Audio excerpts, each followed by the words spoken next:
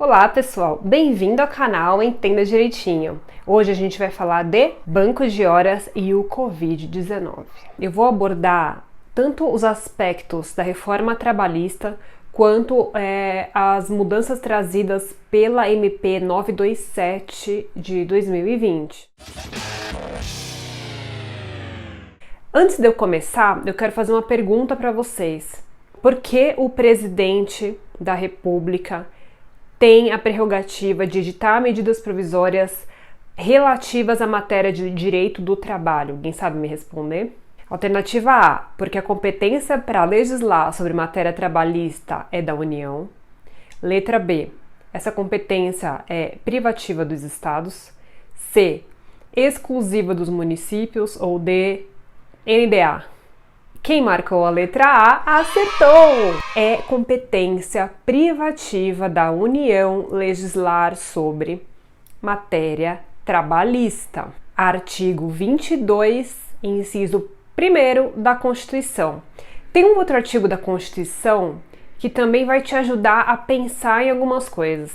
Por exemplo, o artigo 62. Vocês devem estar me perguntando o seguinte: ué, mas a matéria trabalhista não tem que ser regulamentada através de lei? O artigo 62 da Constituição não exclui das vedações de edição de medida provisória a matéria trabalhista. Então é por isso que o presidente pode baixar medidas provisórias para regulamentar o direito do trabalho em geral.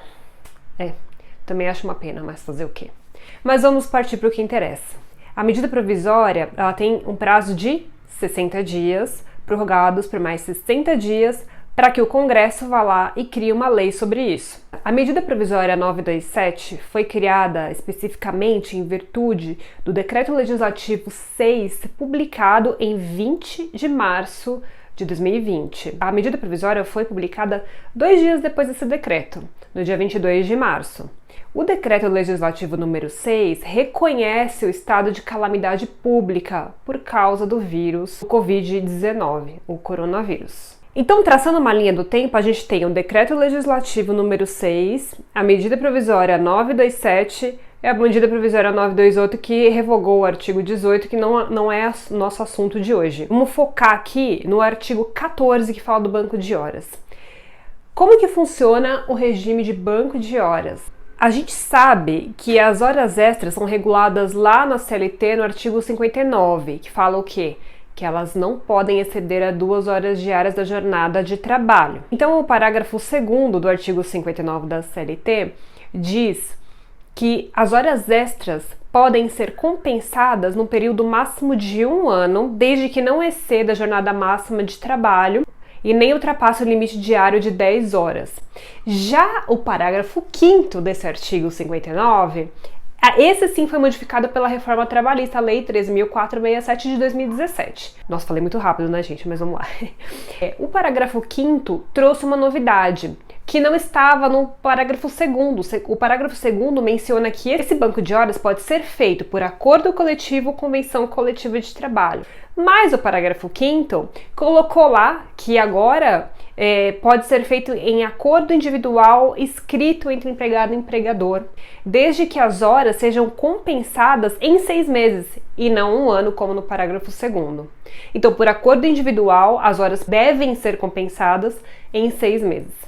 Beleza? Beleza. E a medida provisória 927, o que foi que ela trouxe de tão extraordinário? Extraordinário nada, né? Vamos lembrar que a medida provisória 927 será aplicada enquanto durar o estado de calamidade, ainda que sobrevenha uma legislação para regulá-la neste período, sobre o período de calamidade.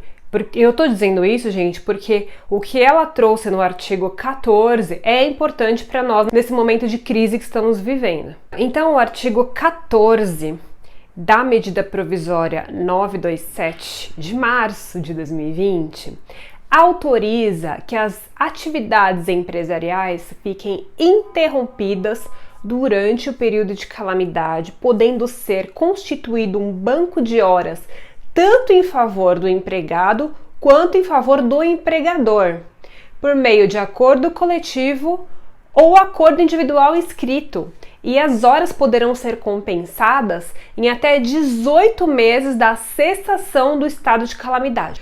Calma, vamos por partes. O que quer dizer em favor do empregador? Porque a gente sabe que em favor do empregado é o mais comum. O empregado presta suas horas extras, suas horas suplementares, vai jogando no banco de horas essas horas suplementares e pode compensar em até 1 ano. Desde que acordo coletivo ou convenção coletiva, ou então, se ele optar agora pela reforma trabalhista, pelo disposto na reforma trabalhista, ele pode tirar em até 6 meses acordando individualmente com o seu empregador. Ok, isso é para quando o empregado presta horas extras. Mas e nesse caso que as atividades empresariais serão interrompidas neste período? O contrato do empregado ficará interrompido. Ele continua recebendo o salário, mas ele não vai trabalhar. Nesse caso, a vantagem é do empregador. Porque enquanto o seu empregado, seu funcionário, está em casa sem prestar serviços, assistindo novela, vendo Big Brother, entre outras coisas que a gente sabe que a gente faz, né? O empregador está lá sem receber o seu lucro. Esse banco de horas, então, na verdade, vai ser feito de uma forma inversa. Quando cessar o estado de calamidade, todas aquelas horas que deveriam ter sido usadas pelo empregado para prestar seus serviços serão revertidas em forma de horas suplementares que o empregador vai cobrar de você que deixou de trabalhar. Só que não é de qualquer jeito que ele pode fazer isso. Como é que é? Ele pode cobrar do seu empregado que o empregado preste até 2 horas extras na jornada, ele vai incluir essas 2 horas extras na jornada, desde que o limite não passe de 10 horas também, pelo prazo de 18 meses. É isso. Ele vai ficar cobrando hora extra de você por até 18 meses depois que passar essa crise toda. Se a gente for analisar para um aspecto prático, isso não é tão ruim, né? Levando em conta que a gente vai estar em casa, no conforto da nossa família, ou quem mora sozinho vai estar andando pelado pela casa, fazendo o que bem entender nesse tempo. Mas tem um porém. Se o empregador exigir trabalho do empregado em home office, isso tudo que eu falei já não se aplica, porque as horas suplementares que ele vier a fazer serão computadas por banco de horas que ele poderá tirar depois, tá bom? Esse era o recado que eu queria dar hoje sobre banco de horas. Se ficar alguma dúvida para vocês, manda pra gente, a gente responde pra vocês. E se vocês quiserem que a gente comente sobre outros temas, deixa aqui nos comentários, coloca pra gente, a gente faz outro vídeo, a gente responde suas dúvidas pelo direct, pelos comentários, por onde for. O que não pode é vocês ficarem com dúvida, tá bom, gente? Um beijo e até o próximo vídeo.